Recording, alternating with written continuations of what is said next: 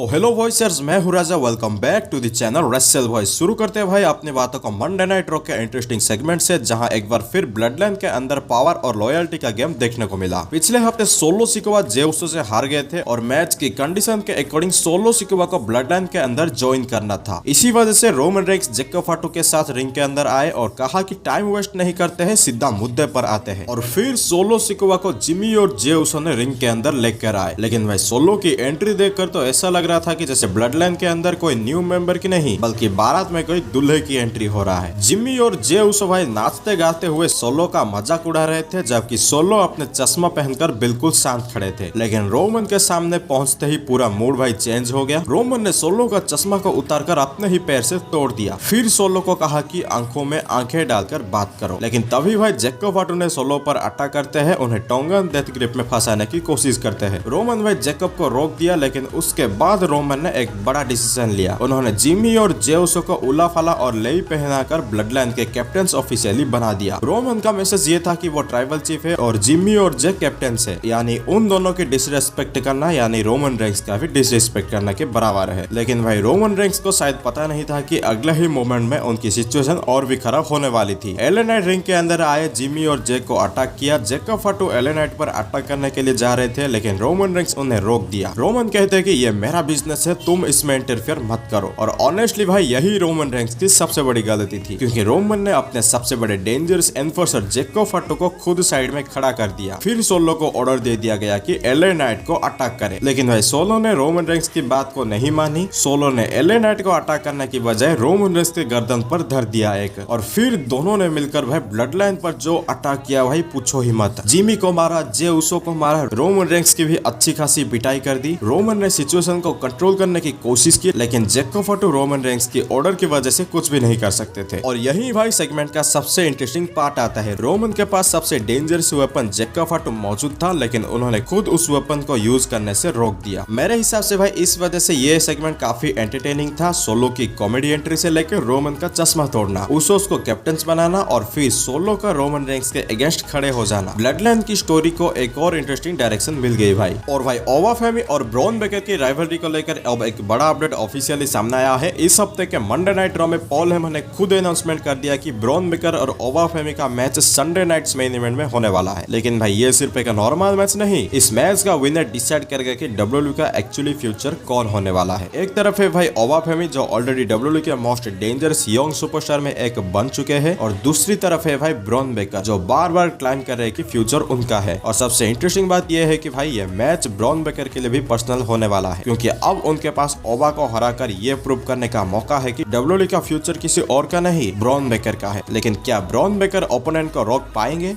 या ओवा फेमी एक बार फिर अपनी डोमिनेंस दिखाकर फ्यूचर ऑफ डब्ल्यूडब्ल्यूई का टाइटल अपने नाम कर लेंगे। भाई ब्रॉन वर्सेस ओवा अब सिर्फ मैच नहीं है, ये दो यंग सुपरस्टार के बीच डब्ल्यूडब्ल्यूई के फ्यूचर का फाइट बन चुकी है। अब आप लोग बताओ इन दोनों में से आखिर जीतेगा कौन। देन भाई डब्ल्यूडब्ल्यूई को लेकर आइसो स्पीड की तरफ से एक इंटरेस्टिंग अपडेट सामने आया है। रिसेंट लाइव स्ट्रीम के दौरान स्पीड ने खुद रिवील किया कि वो वेरी सून डब्ल्यूडब्ल्यूई के अंदर वापस आने वाला है। और भाई स्पीड का डब्ल्यूडब्ल्यूई के साथ पहले भी कनेक्शन रहा है, लेकिन इस बार उनका रिटर्न किस फॉर्म में होगा ये अभी तक क्लियर नहीं है। क्या आइसो स्पीड किसी सुपरस्टार के सेगमेंट में नजर आएंगे, या डब्ल्यूडब्ल्यूई उनके लिए कोई अनएक्सपेक्टेड अपीयरेंस प्लान कर रहा है। स्पीड ने रिटर्न तो कंफर्म कर दिया है, अब सवाल सिर्फ इतना है कि भाई डब्ल्यूडब्ल्यूई में उनकी वापसी कब और किस अंदाज में होने वाला है। और भाई इस हफ्ते के मंडे नाइट रॉ के अंदर Roman Reigns, blood line, solo Sikoa और एले नाइट वाले सेगमेंट को लेकर एक बहुत बड़ा अपडेट सामने आया है। भाई जिस सेगमेंट की हमने बात की उसने डब्ल्यूडब्ल्यूई के सोशल मीडिया प्लेटफॉर्म पर भाई 15 घंटे से भी कम समय के अंदर 57 मिलियन से भी ज्यादा व्यूज क्रॉस कर दिया है। और ये कोई नॉर्मल नंबर नहीं है भाई। डब्ल्यूडब्ल्यूई के अकॉर्डिंग ये सेगमेंट इस साल के सबसे ज्यादा व्यूड सेगमेंट में से एक बन चुका है। ऑनेस्टली भाई सेगमेंट में जो ड्रामा देखने को मिला, रोमन का सोलो के साथ कन्फ्रंटेशन, जिमी जे का इन्वॉल्वमेंट, जैकब फाटू का एंगल, और फिर सोलो और एले नाइट का ब्लड लाइन के अगेंस्ट खड़े होना, ऑडियंस को भाई क्लियरली काफी पसंद आया है ये segment. 57 million views under 15 hours, ये नंबर खुद बता रहा है कि भाई ब्लड लाइन की स्टोरी अभी भी डब्ल्यूडब्ल्यूई की सबसे अटेंशन ग्रैबिंग स्टोरी में से एक है। अब देखना इंटरेस्टिंग होगा कि भाई ये व्यूज आगे कितने मिलियंस तक पहुंचते हैं और डब्ल्यूडब्ल्यूई इस मूवमेंट को नेक्स्ट मंडे नाइट रॉ में कैसे कंटिन्यू करता है। बाकी भाई आज का वीडियो बस इतना ही था, मिलते हैं आपको अगले किसी वीडियो के अंदर, तब तक के लिए voicers thank you and bye bye.